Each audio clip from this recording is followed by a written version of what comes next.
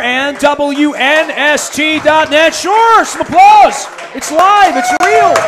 We're at Michael's Cafe in Timonium. Head coach Barry Trotz joining us here for the Bone Marrow Registry and for There Goes My Hero, and of course, Ed Frankovic riding shotgun. It's all brought to you by Fremont Mortgage.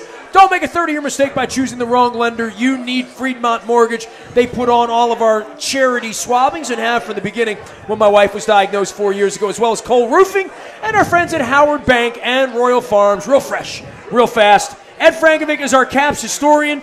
We've been talking here for almost an hour, Coach, and we talk about best buddies and our friendship and Baltimore. But playoffs are around the corner, and I know one of the reasons we set this up tonight is the last sort of public appearance you're making to talk about things. The Bear down here. Got 5-6 games left around the league. Fans are coming up, holding up Pittsburgh scores to you tonight and all that stuff. But, you know, Ed, they're passionate, that's for sure. Ed and I are going to be talking the next couple of weeks about matchups, right, Eddie? And that is the conversation right now, is how do you get that Rubik's Cube and this maze going and bring the Stanley Cup here to us and let us drink from the goblet. Sorry. And by the way, that's 2-2. It's you know 2-2. The score. Go ahead, Ed. You take the floor here. Well, we're going to go down memory lane here real quick first. You and I shared a story before we got on the air here. 1992 playoffs. Capitals are playing the Penguins. They're up 3-2. We're in Pittsburgh.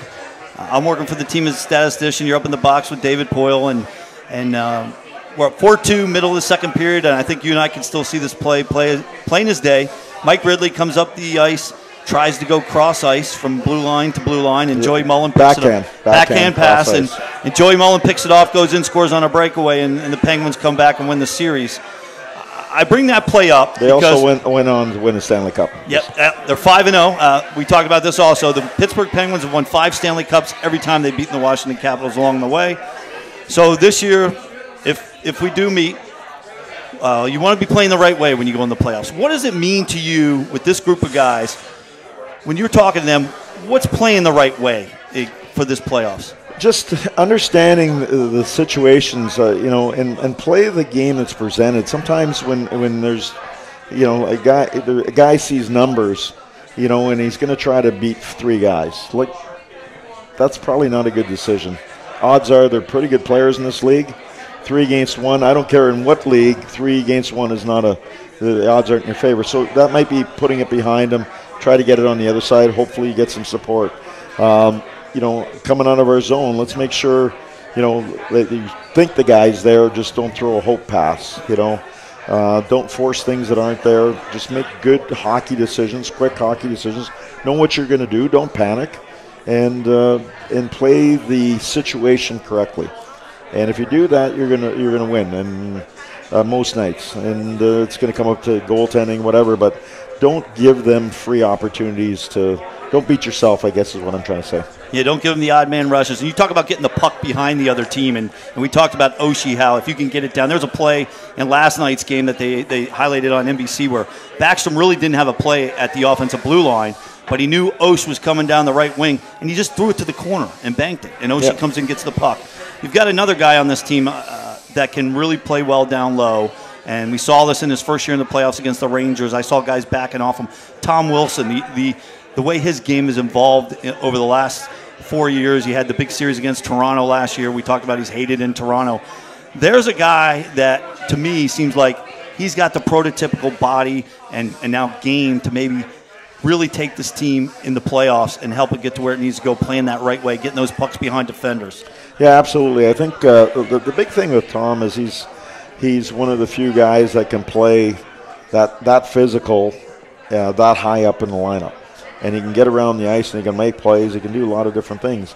But he's unique that way. And his growth now is to be able to have an effect on the other team, the other top players, all that, without being dragged into the fight with the guys that are playing less minutes, a little more of the enforcers, the guys that don't have as much impact. Well, we saw Scott Stevens have to go through this as a young player 30 years ago, right? Absolutely. Scotty used to just go, anybody would call him on and he would get... And he wasn't a Hall of Famer then. Yeah, he was a guy with potential. That's exactly. all. He was a special guy with potential, but that needed to be realized. And the organization's philosophy about Wilson's changed in your time, right? In my time, yeah.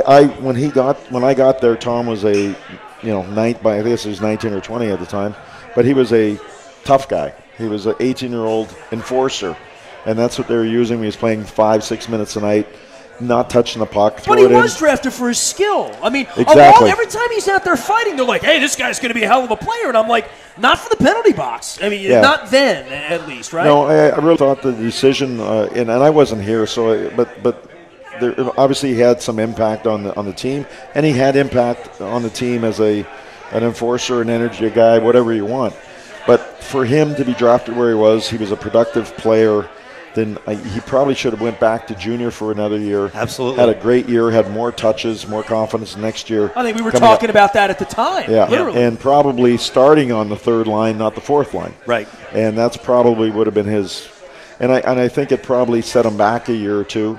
But now I think he's right on target. And I think we got him in the right direction. And the next thing for me is you can have impact. And guys don't understand this, and players. Everybody can have impact against the opposition with your skill set. Tom Wilson's skill set is more in the physical end and the intimidation end and the power end, where Jacob Verana is about pressure on speed. His speed should put you in a very uncomfortable position if you're the opposition, and do it with the puck and without the puck. And if you do that, then you're going to be effective against them. And some players don't understand that. They think, like, getting Jake to get him to realize that to use his speed with and without the puck, not just with the puck. And he's starting to get that. Andre Burakovsky went through that. Kuzi went through that, where your speed can have an effect when you don't have the puck on the opposition, and you can create things and keep things alive. And keep them honest the next shift, right? Exactly. So it's finding ways to be effective using your skill set. Not everybody is going to be as tough as Tom Wilson. Not everybody's going to be as fast as Jacob Verana. So, God gave them a certain gift, and they have a certain talent. And just make sure you utilize your talent so that you can be successful using it. Yeah, I mean, a team like Pittsburgh, they have a Hornquist like Tom, although he's more a higher-end goal scorer. But then you look at guys like Gensel and Sheary. They use their speed to open up gaps on the ice, and that's one of the ways Pittsburgh was effective against the Caps last year. Now, Marc-Andre Fleury was the real reason they won the series. But you need Verana, you need a Burakovsky, you need these guys to open up gaps on the ice so the guys can come in and get shots and scoring chances. Yeah. If you talk to a lot of the young players in Pittsburgh, guys like Rusk and Sheary and that, you look at what they did in college or in junior, and they're nothing's outstanding about them compared to prospects that we have, or Jake Verana or whoever, Burakovsky. But they've figured out that, hey, I've got a situation that if I can't take on the guy one-on-one, or if I don't think I can, the most difficult thing for a defenseman to do is if you got the puck and you put it behind him, you're going forward. He has to turn and try to. They're getting the pucks behind us all the time, right? And we got some guys, high skill guys, who will say, you know what, I think I can beat this guy one-on-one. So that they lose probably 25% of their effectiveness by their decision making, and it's not a dump and chase thing. It's just making the guy uncomfortable. If I'm skating backwards and Jake Verana is coming right at me and he decides he's going to put it 10 feet or 20 feet behind me and he's skating forward, I can't catch him. And that's the most frightening thing for a defenseman. And some of the Pittsburgh young forwards. It's a defensive back in football. Yeah. He's getting behind you, right? Yeah, he's getting behind you, and now you're in scramble mode. And they've been very effective at that. We do that on a fairly consistent basis, but that's what I'm saying. In the playoffs, maybe you can take this guy one-on-one. It turns over and you're going the other way, and that's – Pittsburgh Penguins are a quick strike team. They defend hard, and they wait for you to make a mistake, and they will look to win a race. Yeah, I don't think I've seen a team better at taking the puck from you inside your offensive blue line and going the other way with an odd man rush.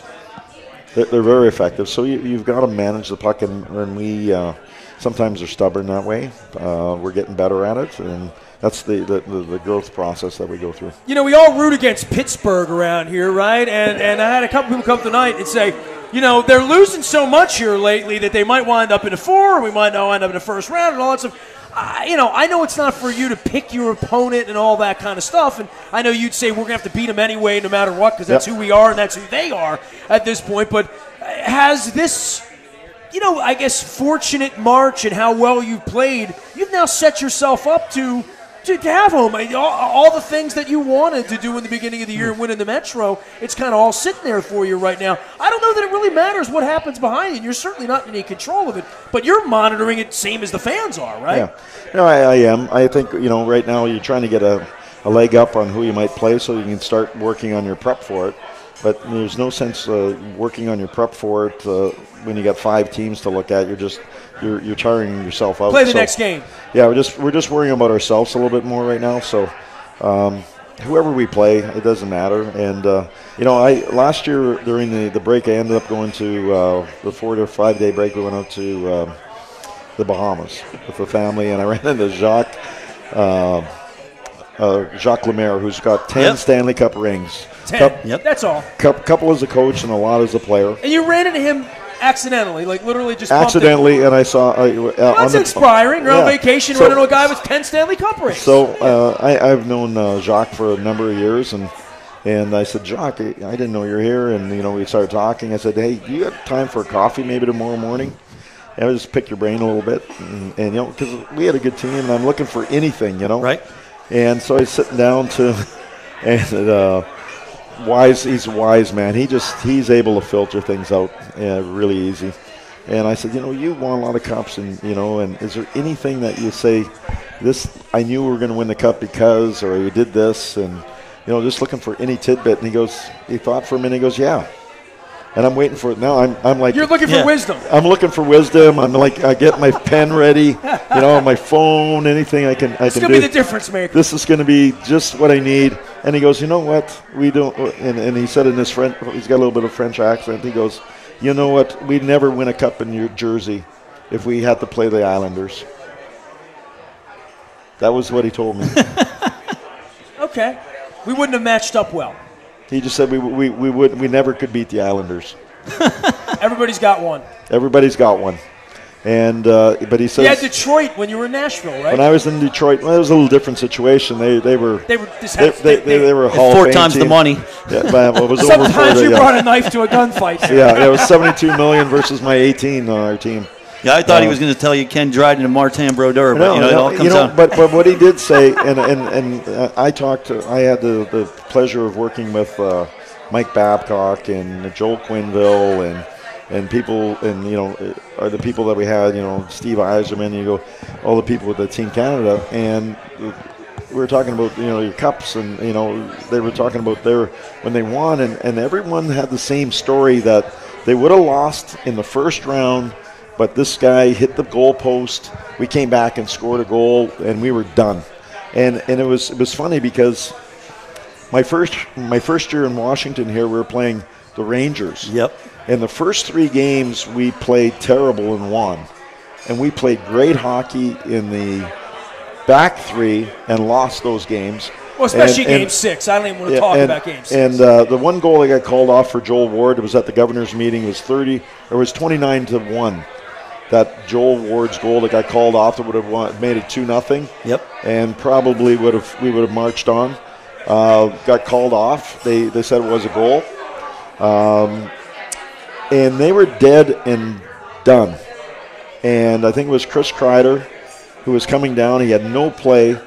And he shot the puck. And you could see Braden Holtby was going like this to catch the puck. There's only 17 seconds to go. And they were done. They were done, and they knew it. And I think it was Brooks. Hit Brooks Orpik's shin pad. Brooks Orpik just moved his foot enough, and I think it hit his heel. His heel, and the thing went 6 inches, and it hit his glove and went in. Yep. And they ended up scoring in overtime and double overtime and knocking us out. And everybody who has won the cup has been that close to winning, or in the Rangers' case, they were done. They felt they were done, and something happened, and it changed the course of the game and the course of the series, and they went on to win the cup. And some people would call that just a lucky bounce, right? Yeah. Every person I talked about, when the Ravens won the Super Bowl, every single person I talked to said, we got lucky. I mean, Jacoby Jones is lucky. Mile high miracle. Roy Rice, 4th and 29. That's lucky. 4 tries from the 1 yard line. That's lucky. And you go back to Pittsburgh or go back to any of the, for every good story, it's not domination. It's never domination. You can't dominate in this the Stanley league. Cup playoffs. You can't dominate in this league if you're playing the worst team in the league. You can dominate for a few shifts or maybe a period, but this league is too good. And everybody who's won a championship, me included with the Portland team, we all have that story where this happened, we got a lucky break here, and it changed the course of everything. And everybody who's won a cup that I've talked to, they've had that experience. I mean, I remember I think it was the Chicago Blackhawks were playing Tampa Bay, and Tampa Bay got a goal called off, and the Rangers were dead and done. And they had a last rush. There was a loose puck, and Hossa came in and I think really was goalie interference. Pushed the puck in, and it should have been called off. They didn't get the call because they couldn't quite see the puck, and it changed the series, and they went on to win their cup. And they were done. And you asked Joel, he goes, we on the bench, you could feel it, we were done. And that happened, and then all of a sudden you could feel that we were going to win a cup within 2 games. Because we won the next game, we went on, we marched on, and we won the cup. I want to win a cup. I do too. I do. I want to win a cup. I do. I want a cup. It's one of the last things left. That and going to like Africa. But I want to drink Tom Ebright's rancid. I still have it. You know, people brought pictures up tonight of the 92 Skipjacks, and there's Tom Ebright sitting right there. He's holding the champagne, and as legend has it, we're going to drink said champagne from the Stanley Cup when we get an opportunity. So I don't know if it's probably like vinegar right now. No, that's all right. It wasn't high end stuff. It's gonna be the best vinegar I've ever had. That's what it's going to be. Last thing for you, goalkeeping or goaltending and defense for you, and trying to bring along this defense. I think you had more veteran units here in the past, and obviously for all along, the Orlovs, different guys are improving, much like you said that they would. I mean, and utilizing these guys, to your point, in different, not getting 80 games, getting 15, 20, 30 games, whatever it is, to get that taste that you can judge who's going to be ready to play next month. Yeah, I think so. I think there's been some really great growth in some guys, and they have to. The lifeline for every team in this league is the youth. And in every sport, by the way. In every sport, yeah. And in the case of, with the salary cap era, we're the team that you have in the location. They have a bearing on where players want to play. And do you think that it's Winnipeg was, no one ever wanted to go to Winnipeg. Now you look at their team that they have, the young team that they have, and if you're a veteran guy going to sign a contract, you're looking at if the Winnipeg's interested, you're like, damn, I'm going to Winnipeg because I want to win a cup. So that has a bearing, but also says a guy who's from near Winnipeg, by the way. But. Well, I've been there. I was born there. I haven't been there for a long time. My friends always said, you've gotten soft over the years living down south, and I said, no, I've gotten smart. I don't have to shovel snow. I don't have to shovel rain, and I don't have to shovel snow. So all those things are. It's really important that your lifeline is your young guys. The Caps have been a good team for a long time. They've made the commitment to get those pieces. Last year it was a Shattenkirk, giving up a Sanford and picks and stuff. So, a guy like Juice, who's a 6th or 7th round pick, is pretty remarkable, actually. Madison Bowie, those type of guys. Those are the guys that are going to hold us to the next level. Well, that also proves that your franchise is strong. Yeah. It proves that for all the problems we have the Ravens here right now, getting players on the field, scouting, development, coaching, training, all of that goes into a Juice becoming the kind of player that you're going to have to rely on out on the ice when Crosby's running around next month, right? Yeah, absolutely. When I was in Nashville, Pekka Rinne was a goalie who one of our scouts saw him many times. Never saw him play. They only saw him warm up. He was playing behind Backstrom, who played for Minnesota for years. Mm-hmm. And they only saw him warm up. And they looked at this big, tall, competitive kid. They saw him in practice. And we drafted him. We drafted him in like the 7th or 8th round. I think it was like one of the last rounds. Patrick Hornquist was the last pick of the draft one year.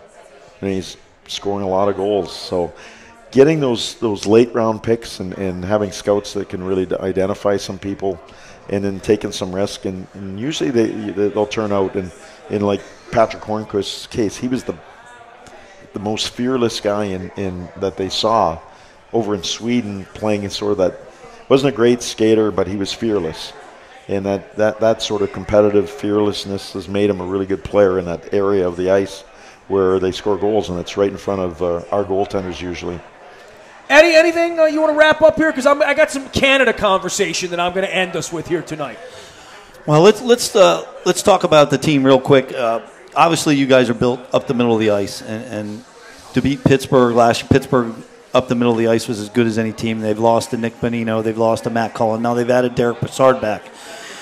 But if Jenny Kuznetsov is a lot different player than he was 2 years ago, and maybe even 1 year ago. He's going to be a real key to what you guys do in the playoffs, because you know what you're going to get out of Nick Backstrom. Lars is going to bring it every night. I look at when Kuznetsov's on, you guys are on. Yep. Is that a fair assessment? That's pretty fair. I mean, he's a difference maker. It's no different in Pittsburgh. They really have two. When Sid's on or Malkin's on, they're difference makers. And this year, the reason that Pittsburgh's been so dominant, I would say, from the 40 games that they were really dominant and sort of got right up from where they were. And it was Malkin was the best player in the National Hockey League. Him and maybe Kucherov in Tampa and McKinnon. Those guys were dominant. And to me, the guy that we need to sleep a little bit is Malkin. Malkin, when he shows up for the playoffs, he is a load to handle. He might even be more dangerous than Sid. And Sid's fantastic, trust me. But when both of them are going, they are a handful for any team. All right, final segment here. I'm at Epcot on Wednesday. They have all the countries around the world. And you make that right turn, out of the U.S., and you go to Canada. You make the left turn, you go to Mexico. So decided to go to Canada because they got beer there.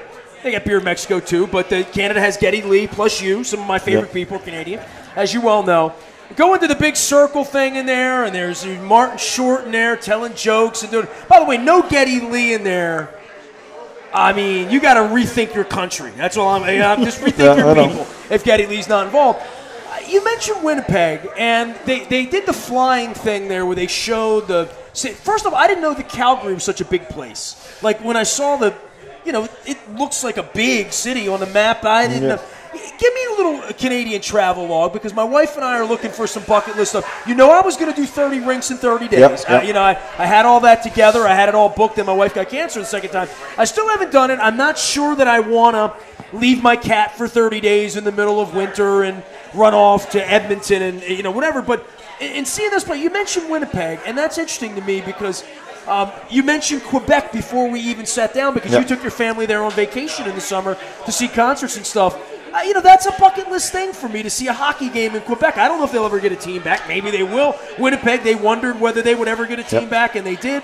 Those are exotic places for me to go see a game, and that's something that's on my mind's eye. Well, I would tell you this. Anybody who gets an opportunity to go to Quebec City in the summer, it is the only city in, I think, North America that is actually surrounded by a fort. It's walls. It's walls. It used to be a fort. I learned that from Martin Short. Yep. I did not know Quebec City was walled until yesterday, and you've just confirmed it. And it is the closest thing to going to Europe, like France.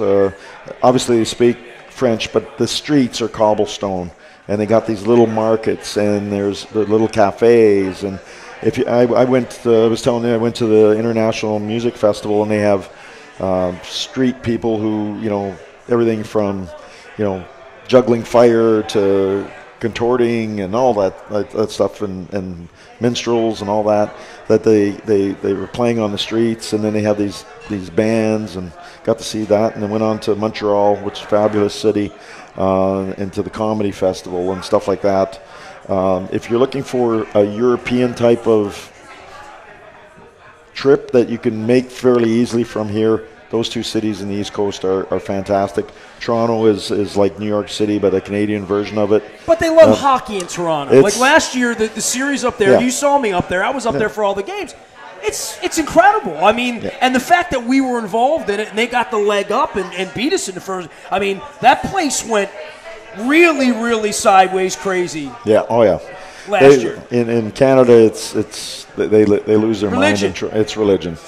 But it's that way in Winnipeg. I mean, Yeah, whiteouts, all everywhere. that stuff. You grew up playing hockey, and especially in the prairies where you can go outside and put your skates on and basically skate on the street for the most part in some of the different areas. So.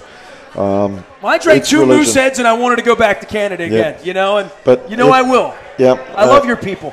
The East Coast, Montreal, Quebec City, Toronto, the Maritimers are fantastic. They are it's like going to Ireland. They're fantastic. They're wonderful people. They drink beer there too. A lot of Guilty. it. A lot of it. Yeah.